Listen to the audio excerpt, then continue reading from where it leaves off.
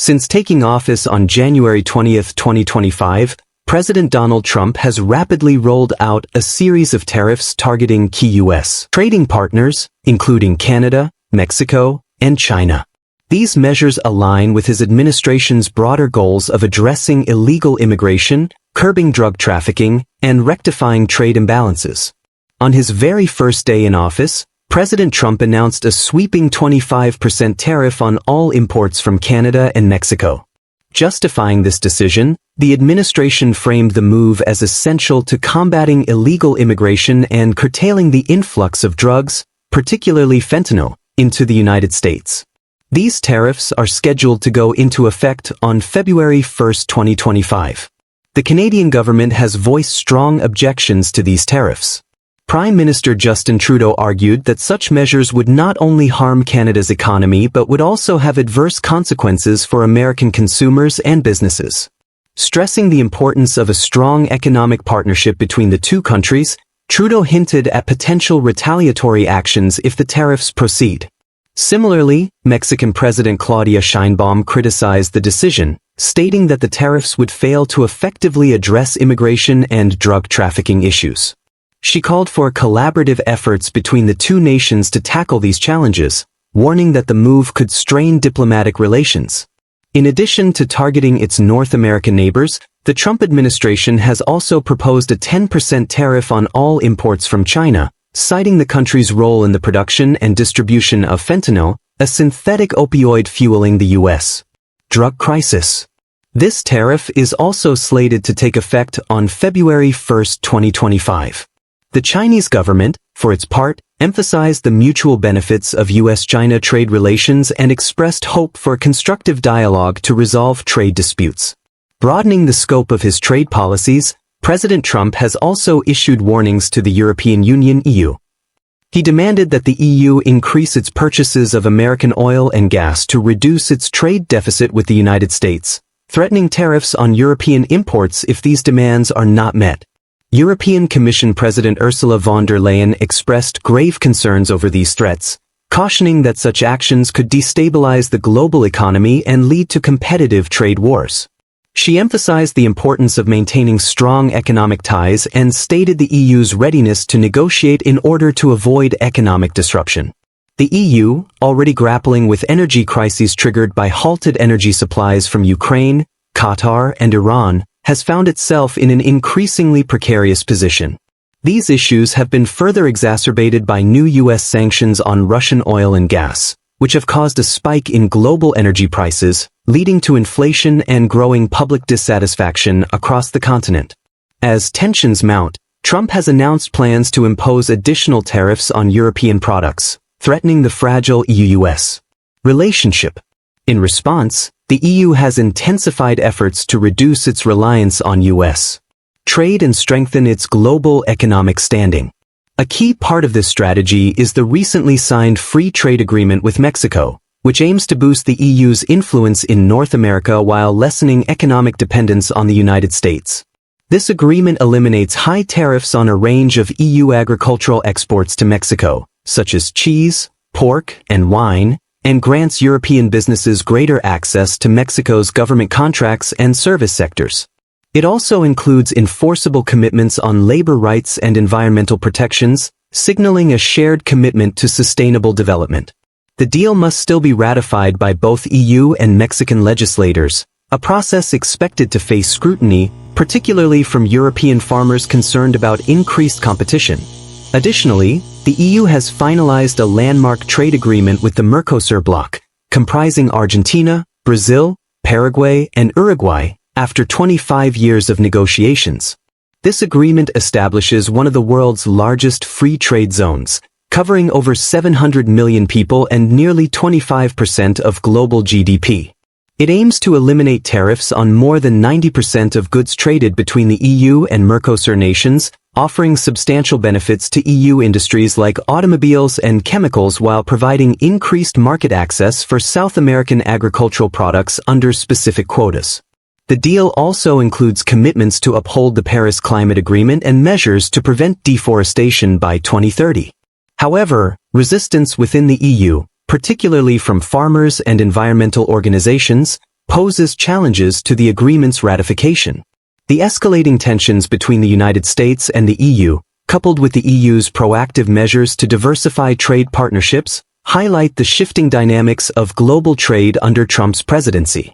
By securing new trade agreements with Mexico and Mercosur, the EU seeks to assert itself as a key player on the global stage while mitigating the economic pressures posed by U.S. policies. These agreements not only reflect economic strategy but also serve as geopolitical statements of the EU's intent to navigate and counter the challenges of Trump's second term. Historically, the U.S.-EU relationship has been shaped by post-World War II initiatives that laid the foundation for transatlantic cooperation. The Marshall Plan of 1948 was pivotal in rebuilding Europe's economies, fostering stability, and promoting regional cooperation. The U.S. also supported the creation of the European Coal and Steel Community in 1951, a precursor to the EU, to integrate key industries and prevent future conflicts. The Cold War further solidified U.S.-European ties through initiatives like NATO, formed in 1949 to provide collective defense against Soviet aggression. President Harry Truman's introduction of the Truman Doctrine in 1947 marked a significant shift in U.S. foreign policy, committing to support nations resisting communism. This policy was complemented by the Marshall Plan, which not only revitalized war-torn Europe but also created conditions for democratic institutions to thrive.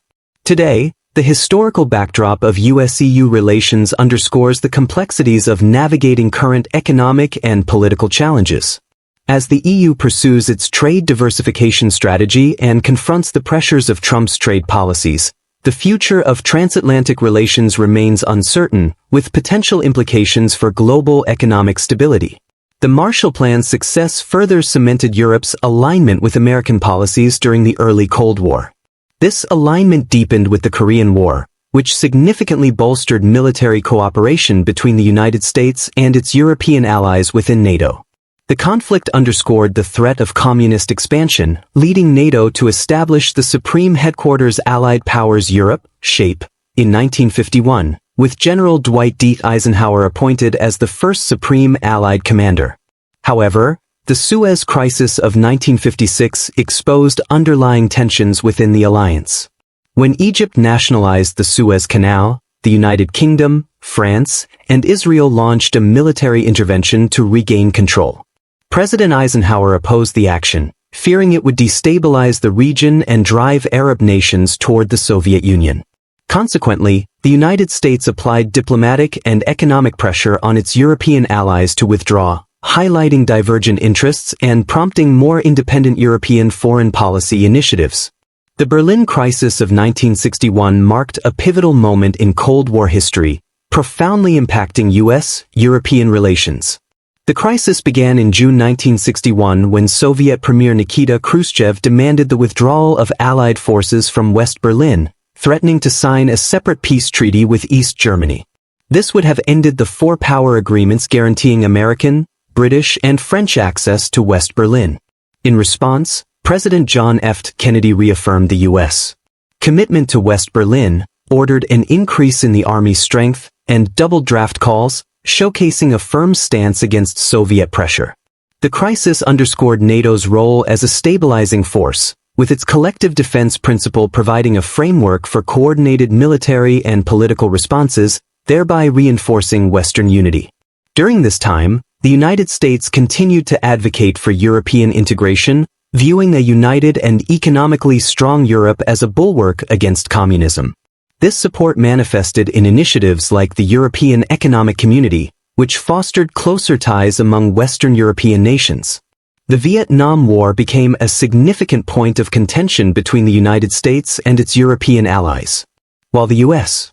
escalated its military involvement in Southeast Asia, many European nations hesitated to offer support. France, in particular, strongly opposed the intervention, reflecting its colonial history in Indochina and a desire to distance itself from American foreign policy. The United Kingdom and West Germany offered varying degrees of public support but refrained from committing troops, reflecting a complex range of European responses. Economic tensions also emerged during this period, especially regarding monetary policies. The collapse of the Bretton Woods system in the early 1970s led to significant exchange rate volatility, adversely affecting European economies. In response, European leaders sought to reduce their reliance on the US dollar and enhance monetary stability, culminating in the establishment of the European Monetary System, EMS, in March 1979. Under the leadership of Roy Jenkins, the EMS aimed to foster monetary policy cooperation among European Economic Community member states, featuring components like the European Currency Unit and the exchange rate mechanism to stabilize currency values. During the Reagan administration, the US and Europe pursued economic liberalization and free market policies, aligning with Europe's push for a single market under the Single European Act of 1986. Despite this alignment, trade disputes arose, particularly over agricultural subsidies tied to the Common Agricultural Policy. The dissolution of the Soviet Union in 1991 marked a turning point, prompting the US and Europe to realign their relationship toward economic collaboration and peacekeeping efforts. This shift was formalized through agreements like the 1990 Transatlantic Declaration, which established a framework for political dialogue and emphasized shared values of democracy, human rights, and the rule of law. Building on this foundation, the new Transatlantic Agenda, NTA, was launched in December 1995 during the EU and US summit in Madrid. The NTA outlined objectives such as promoting global peace and democracy, addressing challenges like environmental degradation and terrorism, expanding world trade, and fostering cultural and educational exchanges.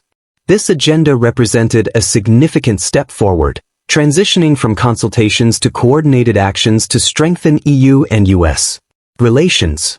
Economic and trade relations between the European Union and the United States remain the most substantial bilateral trade and investment relationship globally. By 2023, transatlantic trade in goods and services exceeded 1.5 trillion euros. Accounted for nearly one-third of foreign direct investment into the EU by the end of 2022, while European investments in the US totaled approximately $3.46 trillion in 2023. These investments support millions of jobs on both sides of the Atlantic, underscoring the deep economic integration between the two economies. Technological exchange further demonstrates this integration, with collaborations in high-tech industries such as aerospace and technology. Initiatives like the Transatlantic Trade and Investment Partnership, TTIP, launched in 2013, aimed to harmonize regulations, remove tariffs, and establish common standards. However, public opposition, particularly in Europe, stalled the negotiations by 2016, reflecting concerns over environmental protections, food safety, and corporate influence. Trade disputes occasionally strained transatlantic relations. In 2018, the Trump administration imposed tariffs of 25% on steel and 10% on aluminum, citing national security concerns under Section 232 of the Trade Expansion Act of 1962. Critics argued this was more about protectionism than security, and the tariffs disproportionately affected European producers, particularly in Germany. In retaliation, the EU imposed tariffs on politically sensitive American goods, including bourbon whiskey, motorcycles, and jeans, targeting industries tied to influential US regions. The further escalated tensions by threatening tariffs on European automobile imports, a critical sector for Germany and Italy. Disputes extended into the digital economy, with European nations introducing digital services taxes aimed at American tech giants like Google, Amazon, Facebook, and Apple, GAFA. The argued these taxes unfairly targeted American companies, leading to retaliatory threats and OECD-mediated negotiations for a global framework. The Russia-Ukraine war significantly disrupted Europe's energy supply, exacerbating an ongoing crisis. Russia's role as Europe's largest natural gas supplier through pipelines like Nord Stream was undermined by sanctions and supply restrictions, leading to soaring energy prices and inflation.